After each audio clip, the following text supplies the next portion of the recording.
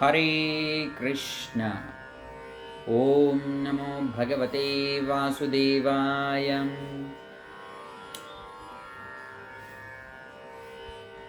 మనము శ్రీకృష్ణ భగవానుని కథామృతము శ్రీమద్భాగవతము అందులో ఉన్నటువంటి యొక్క ముఖ్యమైన శ్లోకాలు 400 శ్లోకాలు, మొత్తం 18,000 శ్లోకాల నుండి ఇస్కాన్ ప్రభువులు సెలెక్ట్ చేసిన 400 ముఖ్యమైన శ్లోకాలను ఒక్కొక్కటిగా మనము వింటూ అవగతము చేసుకుంటూ ఉన్నాము. ఈరోజు అందులో భాగంగా తృతీయ స్కందం, 3వ స్కందం యథాస్థితి అనే స్కందములో 33వ అధ్యాయములో 33వ అధ్యాయం వచ్చి కపిలుని కార్యకలాపములు, కపిలుని అంటే కపిల ముని యొక్క కార్యకలాపములు. ఆ అధ్యాయంలో 6వ శ్లోకము మనం ఈరోజు చదివి దాన్ని అర్థాన్ని శ్రీల ప్రభుపాదుల వారు చెప్పినట్టుగా విని శ్రీల ప్రభుపాదుల వారి భాష్యము ద్వారా ఆ శ్లోకాన్ని చక్కగా అవగతము చేసుకుందాం.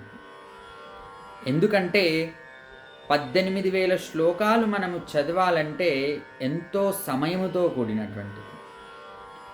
కానీ ఆ సమయాన్ని మనం వెచ్చించాలి. ఆ సమయాన్ని మనం వెచ్చించాలంటే మనకు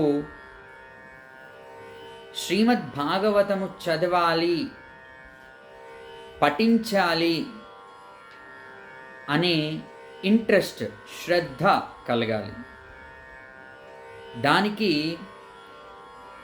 మనము ముఖ్యమైన శ్లోకాలు వింటే దాని మీద మనకు ఒక శ్రద్ధ ఏర్పడుతుంది అనేటువంటి సదుద్దేశముతో ఇస్కాన్ ప్రభువులు సెలెక్ట్ చేసిన 400 ముఖ్యమైన శ్లోకాలని ఒక్కొక్కటిగా నేను చదివి వినిపిస్తూ, అలాగే నేను వింటూ శ్రీల ప్రభుపాదుల వారి తాత్పర్యము మరియు భాష్యాన్ని చక్కగా మనము విని అవగతం చేసుకుంటూ ఉన్నాము.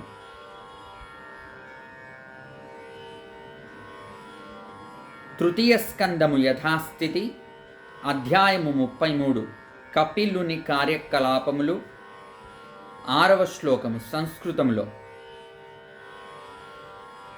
యన్నామధేయ శ్రవణానుకీర్తనాత్ యత్ప్రహ్వనాద్యత్స్మరణాదపి క్వచిత్ స్వాదో అపి సద్యః సవనాయ కల్పతే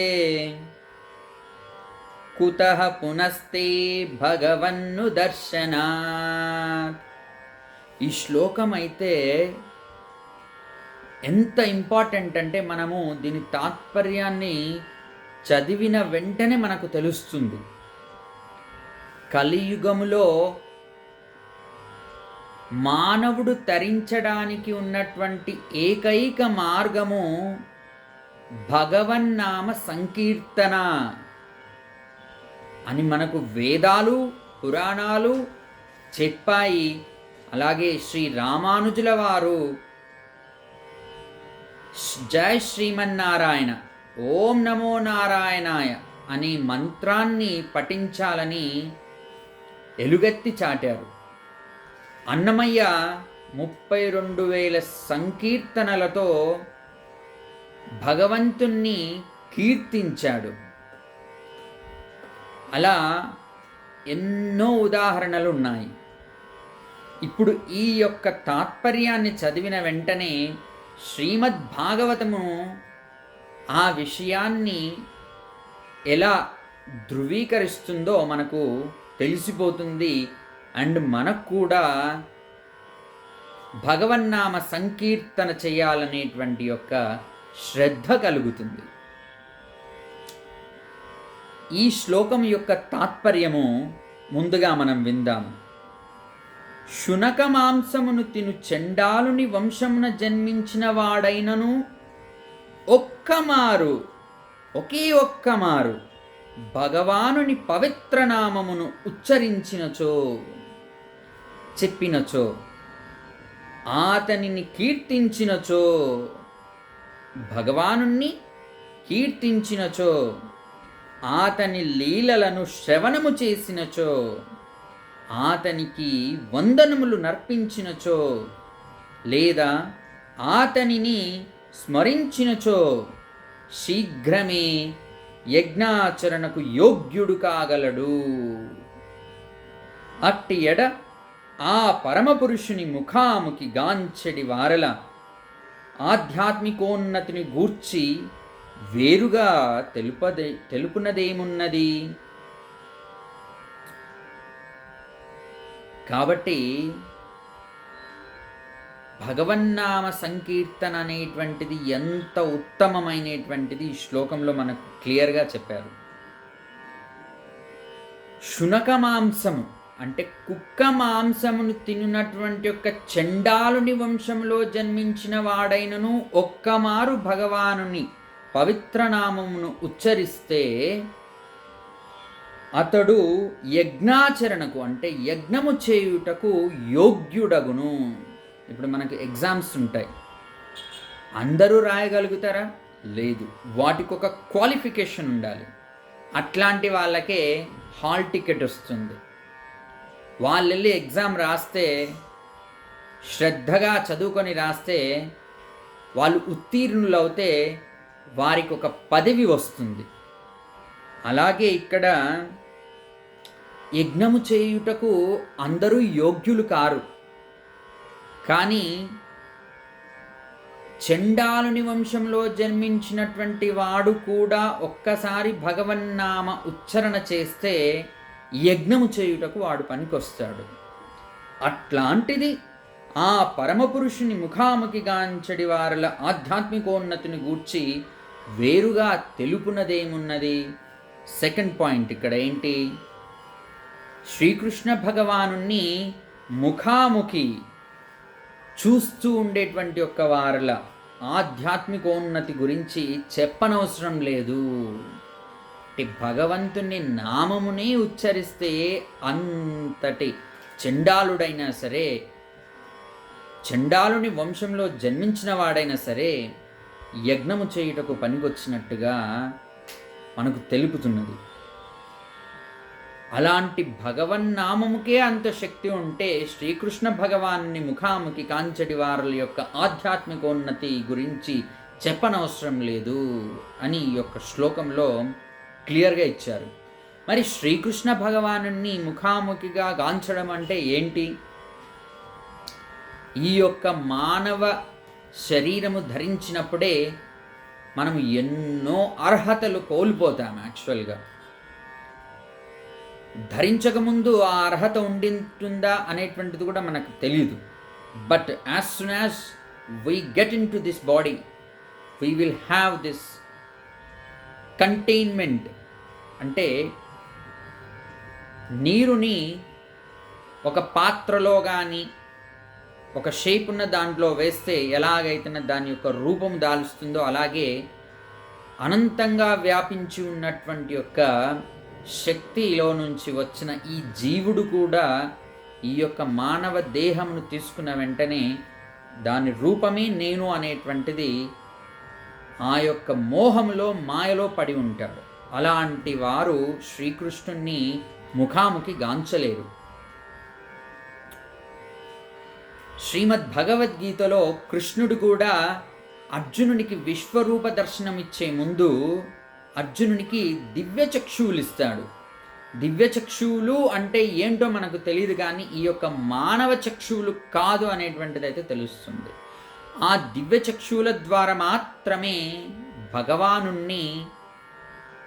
భగవానుని యొక్క విశ్వరూపాన్ని అర్జునుడు కాంచగలుగుతాడు.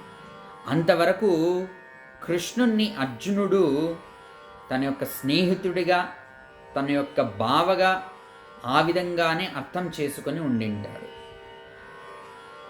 భగవద్గీత బోధ చేస్తూ ఉన్నప్పుడు ఒక అధ్యాయంలో మనకు కృష్ణునికి అర్జునుడు సరెండర్ అవుతాడు. అప్పుడు విశ్వరూప దర్శనము తర్వాత ఈ సరెండరింగ్ వస్తుంది. అప్పుడు అర్జునుడు కృష్ణుడు చెప్పిన విధంగా నడుచుకుంటాడు. ఇప్పుడు మనము శ్రీల ప్రభుపాదుల వారి భాష్యం లోపలికి వెళ్దాము. జై శ్రీల ప్రభుపాద్.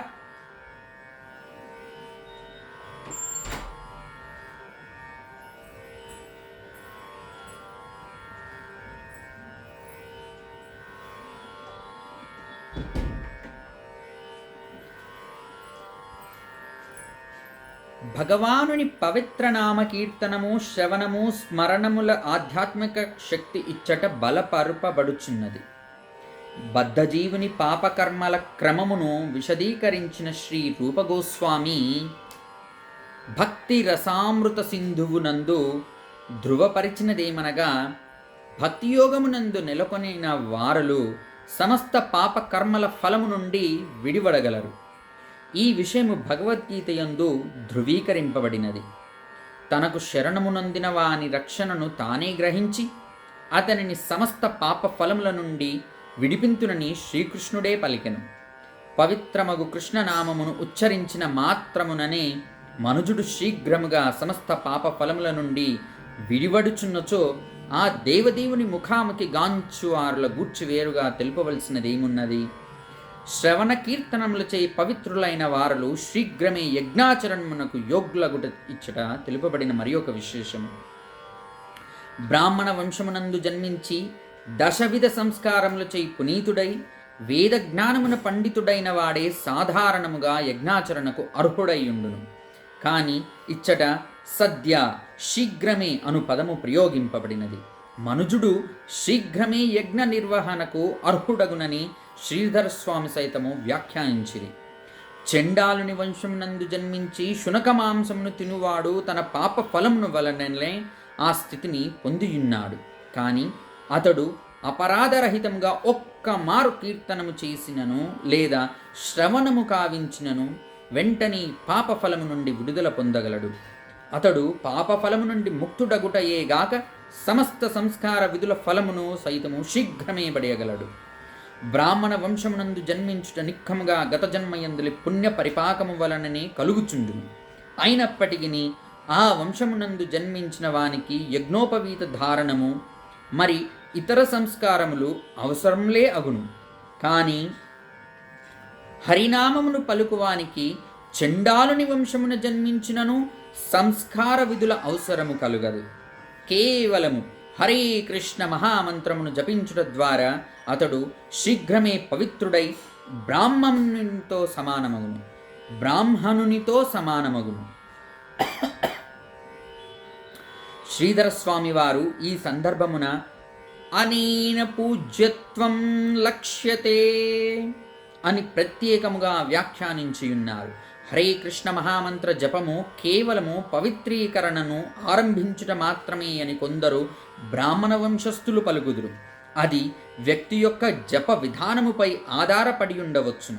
కానీ మనుజుడు పవిత్ర హరినామమును అపరాధరహితముగా కీర్తించినచో శ్రీధరస్వామి వారి వ్యాఖ్య పూర్తిగా సత్యము కాగలదు.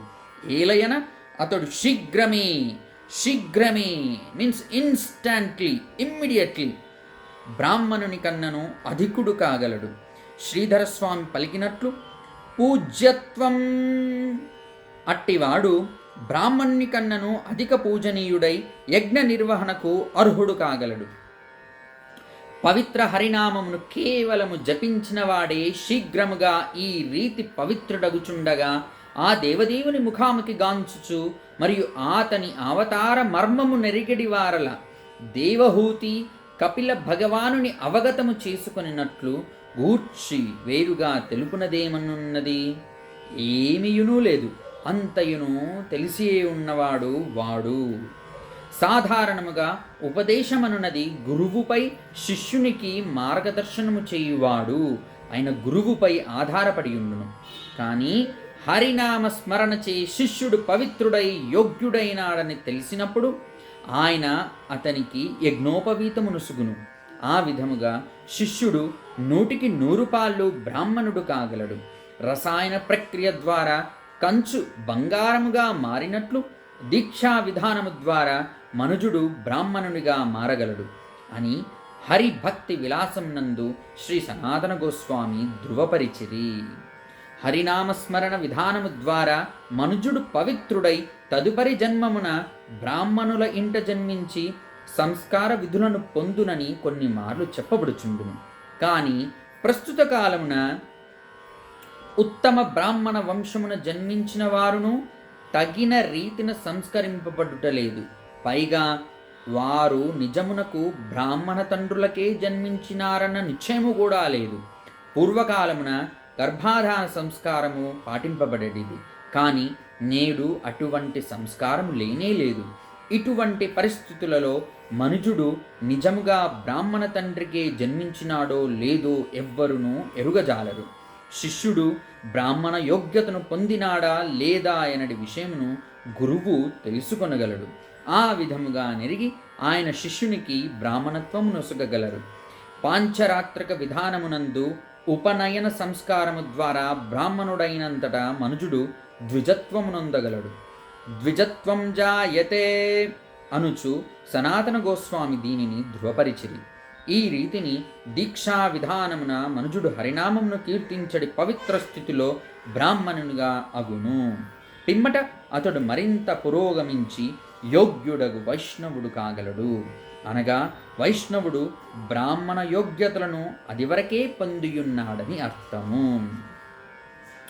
ఇప్పుడు మరి ఒక్కసారి శ్రీల ప్రభుపాదుల వారు ఇచ్చిన తాత్పర్యమును ఒకసారి చదువుకొని మనము ఈ యొక్క శ్లోకాన్ని ఈ రోజుతో ముగిస్తాము. శునక మాంసమును తిని చండాలుని వంశమున ధరించిన వాడైనను ఒక్క మారు భగవానుని పవిత్ర నామమును ఉచ్చరించినచో, ఆతనిని కీర్తించినచో, ఆతని లీలలను శ్రవణము చేసినచో, ఆతనికి వందనముల నర్పించినచో, లేదా ఆతనిని స్మరించినచో శీఘ్రమే యజ్ఞాచరణకు యోగ్యుడు కాగలడు. అట్టి ఎడ ఆ పరమపురుషుని ముఖాముఖి గాంచడి వారల ఆధ్యాత్మికోన్నతిని గూర్చి వేరుగా తెలుపునదేమున్నది? హరే